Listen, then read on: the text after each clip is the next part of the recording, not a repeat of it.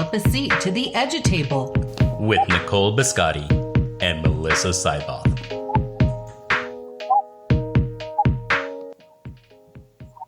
Welcome. We are so glad that you've decided to pull up a seat to the Edu Table. The conversation is even more rich the more different people participate. Make sure you invite your friends to listen at the Edu Table and continue the conversation on our forum at theedutable.com or on Twitter at the Edu Table.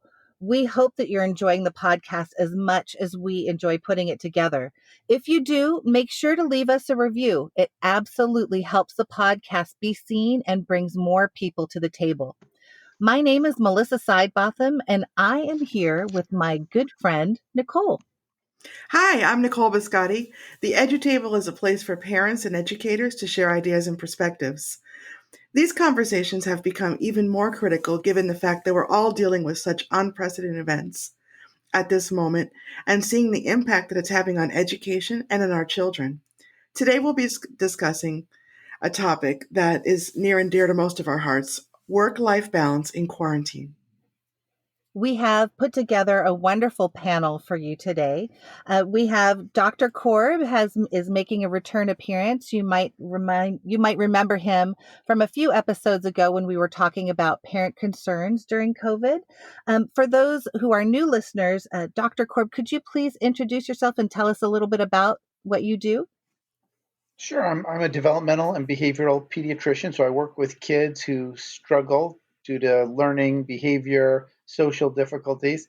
I am a dad of 5 kids. I was the former president of the Society for Developmental Behavioral Pediatrics. I'm an adjunct clinical instructor at Stanford and an author of Raising an Organized Child. An excellent book, by the way. Thank you much. Next up, we have Yashmi Mistry. Yashmi, why don't you tell us a little bit about yourself? Sure. I'm a registered dietitian. I work with primarily with adolescents who have eating disorders.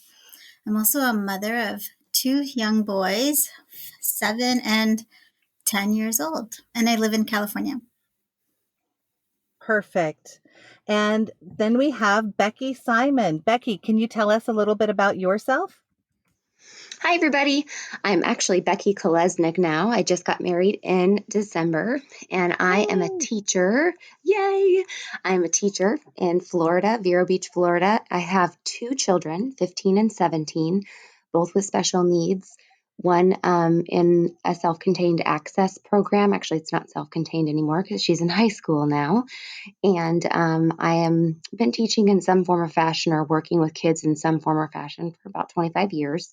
And I am married to a teacher as well. So nice to meet you all. Perfect. I'm going to have to get used to the new last name. Congratulations. And Thank you so much. Yay. And then next up we have Kyle Anderson. Kyle, let's talk about you for a minute.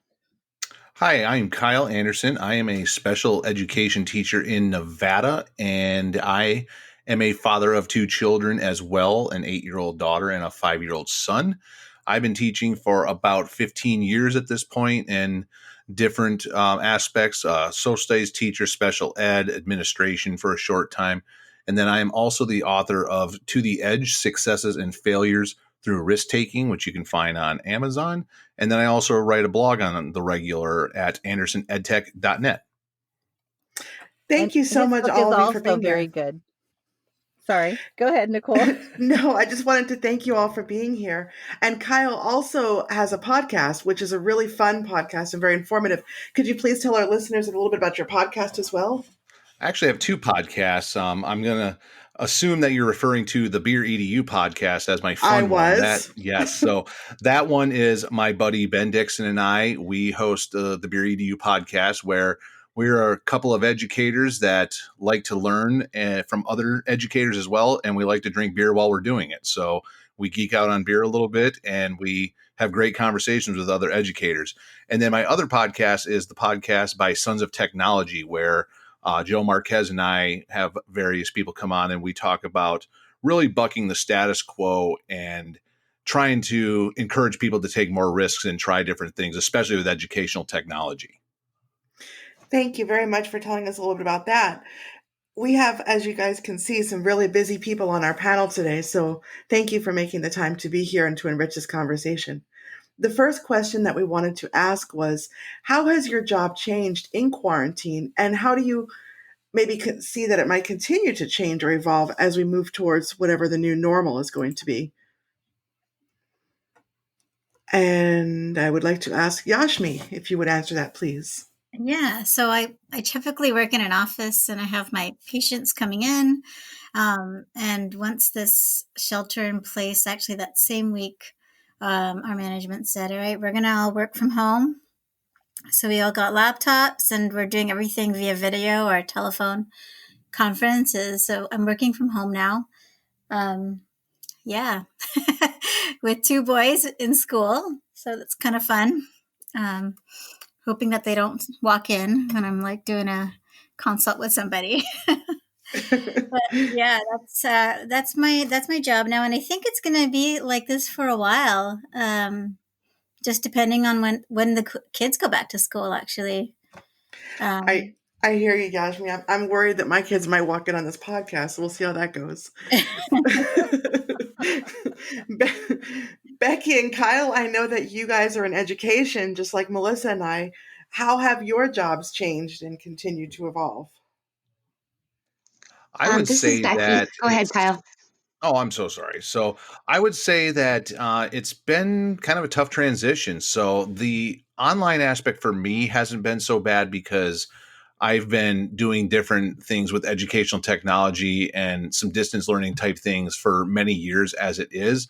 But getting my 8-year-old daughter motivated to do any sort of schoolwork is definitely a struggle. So very recently, she was tested and accepted into the GATE program at her school. So she needs to be challenged on a regular basis. And the work that's being provided to her by her school is not very challenging to her. So we really have to work hard to try to figure out ways to challenge her and to pique her interest in some way. And actually, just today, I discovered that the Nevada Department of Wildlife has been hosting various webinars on different things in Nevada. So I signed her up for some different webinars through Zoom. She's going to do one on owls here coming up, and then another one on fish, and then an introduction to birding pretty soon as well. So I'm really hoping that those will pique her interest a little bit. But it's definitely been a struggle with that transition to online learning as a result. Kyle, I can totally relate. I have 4 kids, one's in college, so 3 still at home. And I often marvel at how I can have 35 to 40 kids in a room engaged and learning actively, and my own kids just really don't want to follow my lead. I don't know why.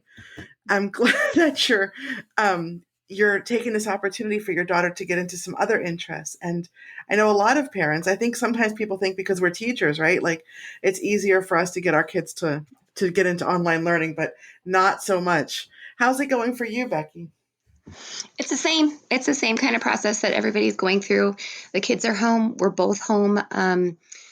My husband and myself. It's been a learning curve for technology for us because we're with younger kids, but it's also been a learning curve for my own children and teaching them the technology aspect of things. And so it's been a challenge.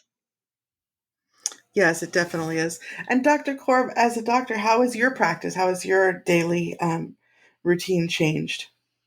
So it's interesting to me. I am in some ways very much, in some ways not at all. I'm working from home now, and I'm doing telehealth visits with my patients, and everything seems to be very, very similar. I like seeing the insides of people's homes.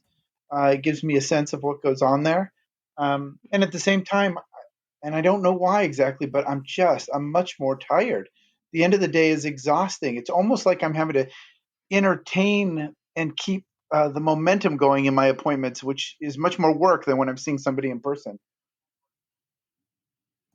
That's very true. Yes, and I think definitely. that the teachers are probably feeling a lot of that same thing, because when you are trying to engage your students, and oftentimes there can be anywhere from 15 to 36 or even more of them, trying to make sure that all of them are engaged. It is a huge tap dance that you have to do, and a big performance to try and draw everybody in.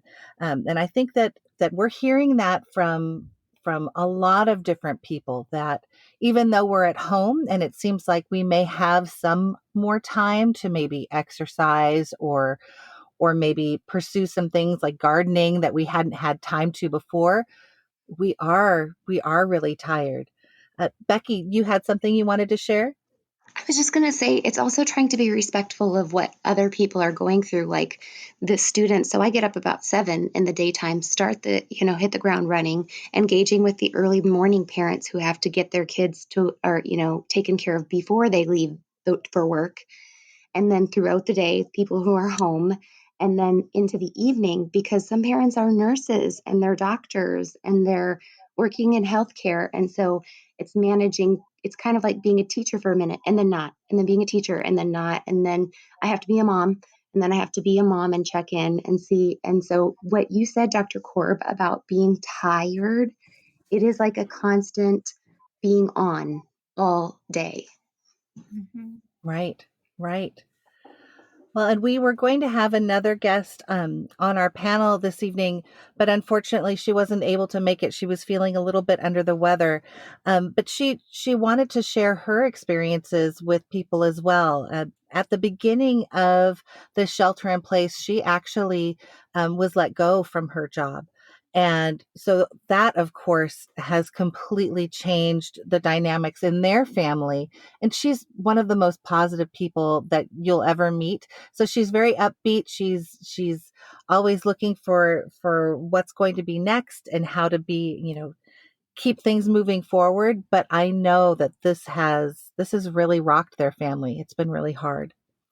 So kind of going off of that, how does this all affect your families and what's going on with you working from home? Kyle, what can you tell us about that?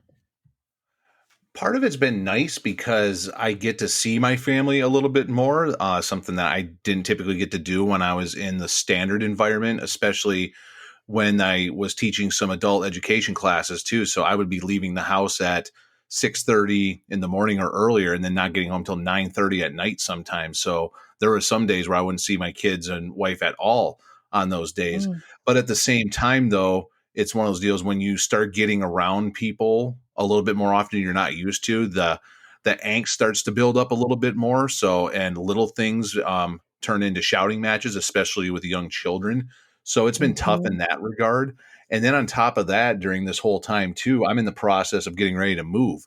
So we have both, my wife and I, been accepted into different positions in Las Vegas versus Reno, where we live now. So now what we're trying to do is find a house from a long distance as well. We were able to travel to go look at some places, but we weren't able to find anything at that time. So now we're still in the process of trying to look, and we think we found something now, but it's just so hard to do from a distance. And then even if we were able to travel, it's not something that we're going to be able to do easily with everything that's going on right now. So there's just a lot of stuff going on right now, and I'm struggling with a lot of it, but I'm just trying to take each day one day at a time and try to tackle these things one at a time and keep everybody sane and happy, and we'll get through it, and we're going to be better for it when it's all said and done. I agree. I think we will. We are going to be okay. But I so appreciate you bringing up the struggles that are happening, because this is a major life event. And then you're, piling on 2 more major life events on top of that, with moving and with starting new positions. So that actually adds quite a lot of stress to what's going on. And even for people who aren't trying to do all of those things, I can so relate to, the little things turning into bigger things, where you're trying to get, I've got a high schooler, a middle schooler, and a first grader, and I feel like sometimes it's literally herding cats, where I'm trying to get them to do what they need to do, plus make sure that I'm giving my job the time and attention that it needs, and make sure my husband is taken care of. It's a lot. It really, really is. Yashmi, tell me a little bit about how this change in work has affected your family. I want to say initially it was hard. I mean, just personally, I felt like I was probably going through some level of grief or depression, like, oh my God, the world's coming to an end. I was in this like holding pattern, like waiting for that storm to pass, but it just never did, and I'm like, okay, just one more day, and then I'm not that person who could stay in that place for a very long time. So I'm like, okay, Sunday, Ashmi, you got to like get over this. We've got to do this. The kids have to do school. We're very school focused at home. And so, we wanted to keep things as normal as possible for the kids. So, the school's been great, giving us lots of stuff to keep them busy. And my kids like doing stuff. They miss their friends. They miss playing. I think that's the hardest thing for them. They don't like distance learning. Although recently my older one said that he's like, I really like this because I can finish my work by 12 and then just play Roblox all day. I'm like, oh no, you're not. So, it's kind of, affected us that way. I feel like I've come to a place of, okay, we can do this. And, at the beginning, it was just a lot of change and I didn't know how it was going to be. And I didn't know how, like, thankfully in California, it's just been kept, I think in all of the U.S., almost all of the U.S., it feels like it hasn't been as bad as they said it was going to be. So that feels better. So we're still like in this holding place, but finding a way to work around it. I think my biggest challenge right now is like the kids, it's just this technology and this screen time. And they figured out, I just saw my younger one the other day. He was on a Zoom call and I just went around to see what he's doing. And he's like quickly clicking away. I'm like, what is he doing? And he's on YouTube. And, he's found this new thing that he likes to do, and that's draw Pokemon. And Pokemon has all these, Pokemon YouTube has all these like instructions on how to draw them. So he's actually clicking on that. And I'm like, oh my God, the poor teacher is trying so hard to get all of these kids' attention. And like, how do you control that? Like, how do I control that? And I think I just flipped. I'm like, oh, I'm trying to like block in on their computers. I don't know how to do it. And so I just feel like there's another dimension that's kind of coming out of their own boredom, like trying to find ways to keep it interesting for them, because as much as they love school, I think they really like being in school. I think they like the interaction with their peers and their teachers. And there's so much about that. That's so much more than just the learning in itself. So I think, for me, it hurts to see them being affected that way. Right. In terms of, my work has been fantastic, really flexible, understanding. I work in child psychiatry, so they should be, right, I guess. Just like, okay, Yashmi, we're going to make this work, and everyone's working from home, and we all have ways to communicate via Teams. And, I'm actually making really fun connections with doctors around the state, which is kind of fun because I've never done that before. So it's changed my work that way. And the kids get a chance to see what mom does a little bit. They're like, so how many patients do you have today, Mom? I'm like, I have so many. And they're like, oh, wow, so you can play with us? I'm like, well, I got other stuff to do, So they're getting a chance to see, okay, well, this is the kind of things that mom does. And they're like, yeah, but you've been on the screen like all day. How can you tell us we can't be on the screen? Right. There's a little bit of that kind of stuff happening. Anyways. Absolutely. Well, and I think, you touched on so many things. I know that being on screens all day, there's kind of good, and Dr. Korb brings this up a lot in different conversations. There can be good screen time and not so good screen time, and not all screen time is created equal. So I think that, trying to determine what each of those look like and limiting the bad ones, I think that's probably the best way to go. But sure. But it's so funny to try and I think so often kids were like, so what does your mom do, or what does your dad do? And they're like, I don't know. But now they actually do have a bigger window into what we actually do. And I think that's kind of an interesting byproduct of all of this too. But digital learning will never ever be able to replace that in-person classroom with the social interactions, because it's so much more than the direct instruction, the social times, the problem solving out on the playground when they're playing Foursquare and they have a disagreement, deciding who you're going to sit with at lunch. I mean, all of those things that they go through on a daily basis just can't be replicated through distance learning. And it's a very important part of their education. Let's see. Dr. Korb, can you talk a little bit about, I mean, how, and I know your kids are a little bit older, but what kinds of things are you hearing from families about how work is affecting them? I think depending on the age of your child, it's very different. I think for the parents with toddlers and preschoolers, they're finding it difficult to get sustained work done, and so they're having to be creative. I encourage parents to use stations around the house. Create a station for blocks and a station for reading and a station for stuffed animals, and kind of rotate your young ones from station to station so they can get more done. The parents of the older kids, like the teenagers, I have 14 to 24-year-olds, 5 kids in between there. The older kids can occupy themselves, but they're not necessarily occupying themselves in the ways that we'd want them to occupy themselves. So for those, I think parents have to be a little more proactive, to talk to their kids about plans and goals and really try to get them doing something productive with all of this downtime.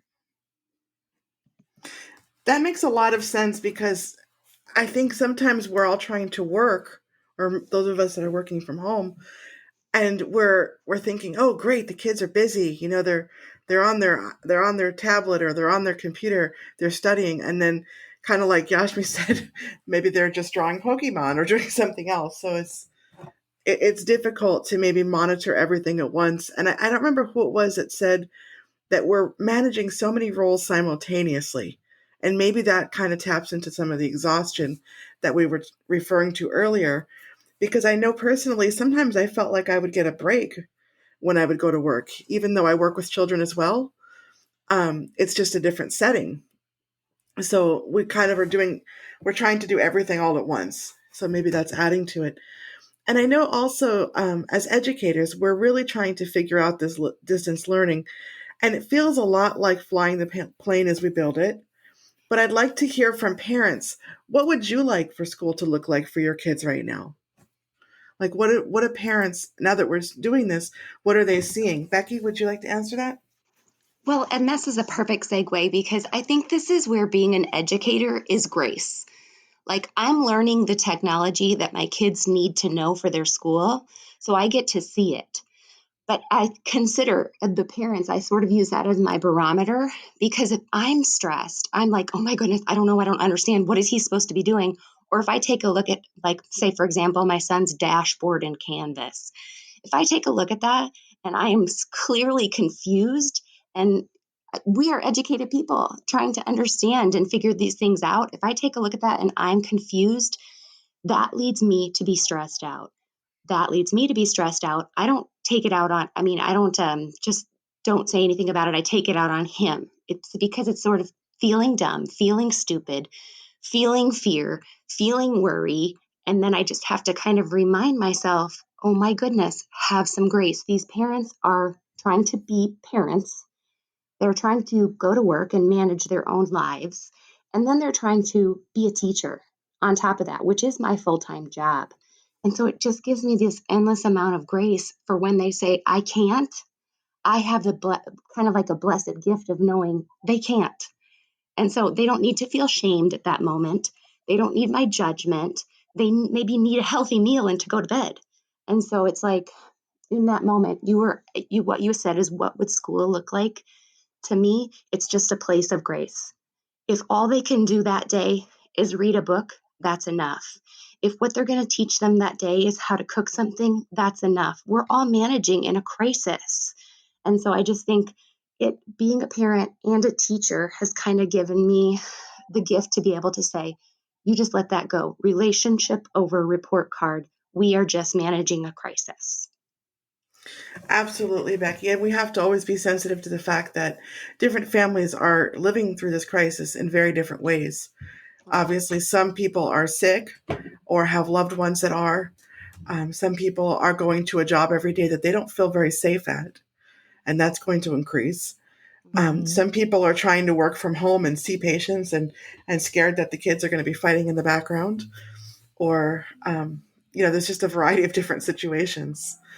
Gashmi, what would you have to say to that about how you would like for school to look for your kids? Oh gosh, I feel so blessed. My kids are generally like just good at following directions by the teachers, not parents, but so they're doing well. They've got their Zooms. I love that the Zooms keep them occupied. I think I just want them to be occupied, and I want them to enjoy learning. I mean, I agree with you, Becky, in every respect. But if we were going to take a different spin on what school could be like just knowing, like, just seeing my son the other day go on to Pokemon, I'm like, all right, this has got to be so hard for these teachers to like keep track of all these kids. So would it make sense for the Zoom classes to be smaller? I mean, the classes are like what, 18, 20 kids. How does a teacher manage that? So if there was an ideal world, yeah, I'd like the classes to be like 6 kids and be really interactive. And, when we get to do a breakout room and the kids get to talk to each other and just be silly, and just seeing the smiles on their faces, I just wish there was more of that in their school. Gashmi, that's great feedback. Putting my teacher hat on right now, that's really valuable feedback because you make a very good point, really, that if we do smaller Zooms, we can have more interaction and more meaningful interaction, and maybe not so many kids drifting off and doing other things on their computers, which they're all very good at doing. Yeah. So see, this is why it's great when educators and parents talk, because that is a great idea and a really, from an education standpoint, a really effective idea. Kyle, what would you like for school to look like for your children right now? I know that you've already started to branch out to keep your kids interested, but what would you like actual school to look like right now? I feel very lucky that I have a daughter that is as advanced as she is because I don't have to worry so much about her losing any skill sets so much. She loves to read and her math skills are very advanced for her age. So I'm not too worried about her right now. Would I like for her to be able to do some more productive things throughout the day? Absolutely, I would. But it's not so much something I really fight with her about because she is advanced. So when we get back to a regular environment, I know she's going to be okay. But this is the special education teacher coming out now. I'm really concerned about those students that are not advanced like my daughter is. So, and I believe it was Yashmi and you were talking about how having the smaller Zoom sessions would be more beneficial. Whereas I'm actually the opposite, where I would like for more of my students to show up. I really am struggling right now to get students to show up for sessions where I will go entire days sometimes with my co-teachers and we don't have any students show up. And we try to call, we try to email, and we do a multitude of things to try to contact students. And we're often getting shut out with a lot of these students. And so I'm the opposite. I would much rather have 25 of my kids all show up into a Zoom session and then try to figure out what to do from there versus what I'm doing right now, where I'm spending a lot of my time trying to contact kids and not getting any contact, because I really worry about a lot of those students that they don't have the skill sets like my 8-year-old daughter does, where their reading skills are advanced and a lot of the other skills that they're going to need. And I teach high school, so it's a little bit different comparing apples and oranges right now. But we're talking about students that are a couple of years away from being quote unquote thrust into the real world. And I'm just really concerned about how prepared they're going to be for whether it's college or if it's a career, trade school, military, whatever it is that they choose to do. I really feel like this is going to set a lot of students back, this whole situation that we're in right now. And I'm really concerned about that. So, but it's not stopping me from trying everything I can to continue on and help as many kids as possible. So I've got my Google Voice number that I've been using to text message students, where I'm finding out that if you can get a hold of a kid's cell phone number that you're going to have a lot more luck than trying to get them on a Google Meet. So I'm starting to have a little success with that. But again, I'm just very concerned about what this is going to look like in a couple of years as these students start moving off into graduation and into life, quote unquote. Kyle, this is Becky again. Sorry. I just wanted to kind of encourage you from a parent standpoint. I did not reach out to our people who called from the special education department. I didn't answer those calls right away. So I just want to encourage you to keep going. I dropped the ball as far as that was concerned because I had, like for my son in particular, 7 classes to try and pin down. And I just want to encourage you to keep going because the gentleman who finally I answered the phone, he finally was like, "Thank you so much. We've just been so worried and nobody's answering our calls." And so I just wanted to give you some encouragement. I'm sure you already know that, but I dropped the ball as a parent because I just felt so overwhelmed.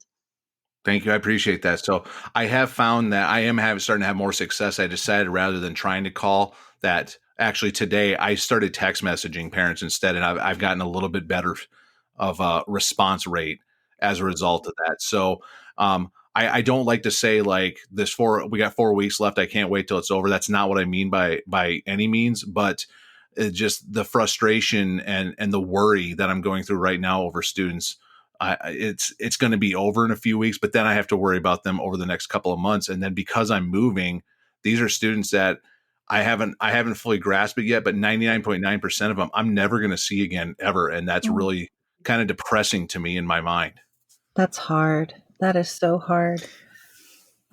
Well, and I wanted to go ahead. Go ahead, Melissa. Nicole. No, Melissa, go ahead. I just wanted to bring up another side of this because my kids are actually pretty introverted, and I was super shy growing up, so it's probably my fault. But one of the things that has kind of come about because of this distance learning and everything is on Zoom, I'm finding that my children are having some Zoom avoidance, if you will. Like my oldest, she does not want to see her face on the screen all day. And a lot of her teachers are asking them to make videos and to film themselves and then to show that to the class and thinking that it's going to be fun and exciting. And I think for a lot of students, it probably is. But after the umpteenth video that she had to record, she actually came downstairs yesterday and she was in tears. She was in tears because she's like, I just want to be able to write out my answers. I don't want my face up there, bigger than life anymore. I can't do it anymore. And of course I asked her, did you talk to your teacher about it? Did you email them? And she's like, well, I don't want to make a big fuss. I want to do what they're asking of me. But it's trying to coach her through talking to her teachers, because I know that her teachers don't want for her to be feeling that way. And we also need to kind of look at those introverted kids and see how is what we're doing impacting them too. And can we make school look a little bit different for different children? So that's kind of where I was coming from with what could school look like a little bit differently. Absolutely. Dr. Korb, did you want to answer this, what school could look like and kind of based on your experience and what you're seeing in your practice? So I would just say that everybody's had really good points, and they've been very different than where I was headed with this. Where I was headed is this is an opportunity for us to always rethink and improve the way we do things. And there's certain things about learning from home and learning to learn online and learning to be a little more independent and researching things that I think are probably really good for our students in the long run. And so if teachers, while I know they've been thrown into the fire this time, going forward can think about ways to integrate that and integrate this independent learning, especially for the older kids, I think it could be really beneficial. Very true. Very true. And, I was just thinking like these, there's a lot of kids who homeschool and parents choose to homeschool their kids so that the kids can find their own like to help them lead their own like learning. And I don't know, is there a way to tap into that during this distance learning time, and not be so focused on, finishing worksheets and things like that, and tapping into their curiosity somehow.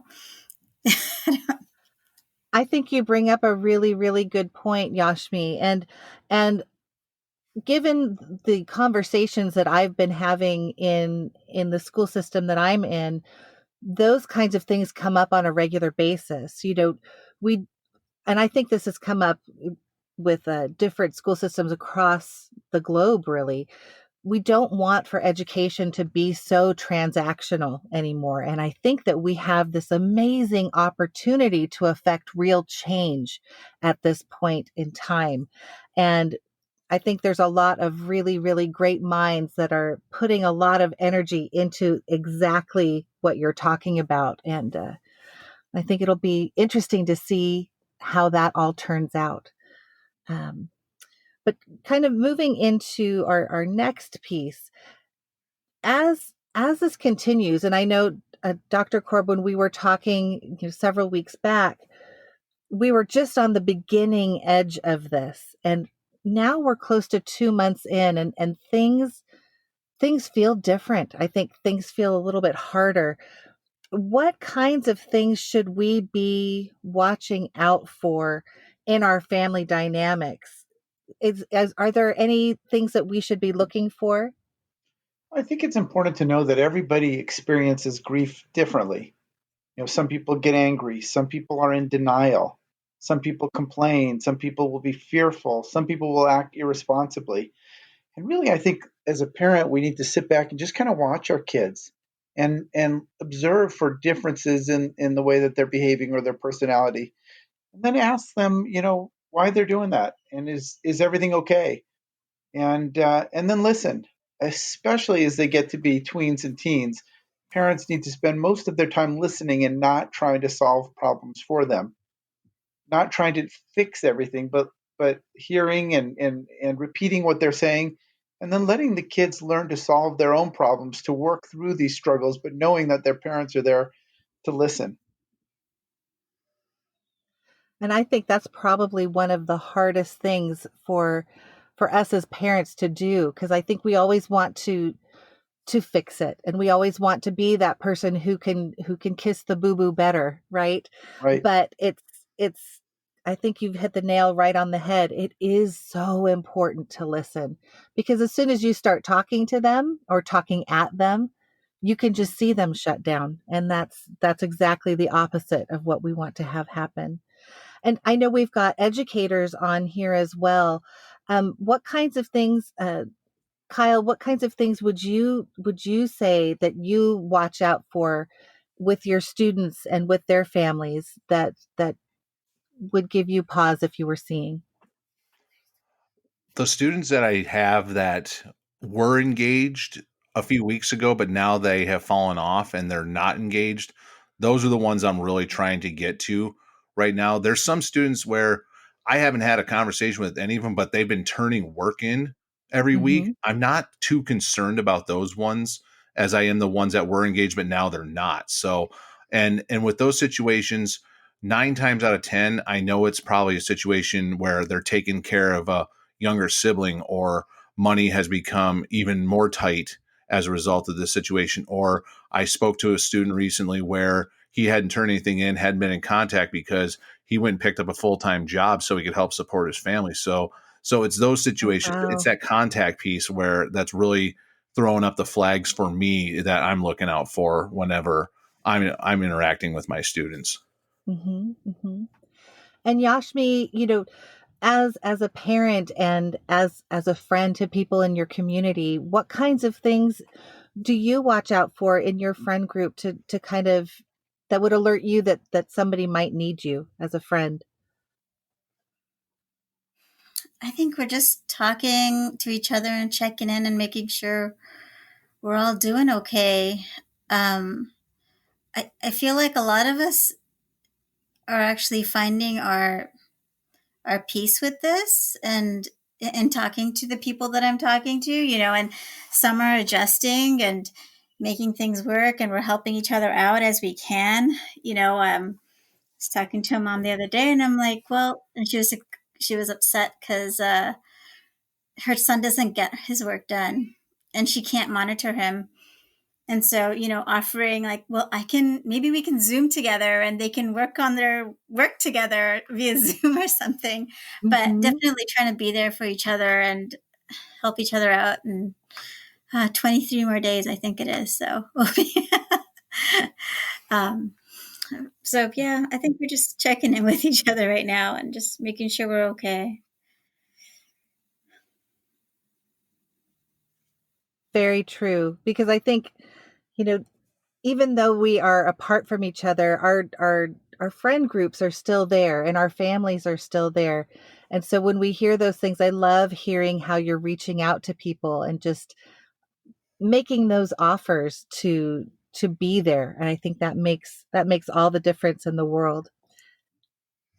Absolutely. And I think it's important as an educator and as a parent, like we pointed out earlier, to have grace with ourselves, grace with our children. Dr. Korb, thank you so much for pointing out that we need to listen more than we speak. I know as a parent and as a teacher of high school kids, in both roles, as a parent and as a teacher, I do want to fix things a lot. So it is important to let people work through things and to have grace with them. I want to thank you all for pulling up a seat and being part of our show today. Please reach out to us on Twitter or Instagram at the EduTable. We would love to hear from you.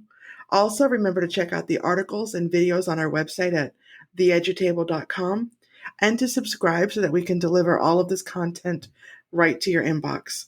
Thank you again for listening, and remember that children always benefit when parents and educators work together. And again, we hope you're finding these discussions as valuable as we do. Make sure you subscribe to the podcast on Apple's podcast or follow it on Spotify or wherever you get your podcasts and leave us a 5-star review. We really, really appreciate the support. And you should know that the more subscribers and 5-star reviews we have, the easier it is for people to find us and join the conversation. Thank you so much for pulling up a seat.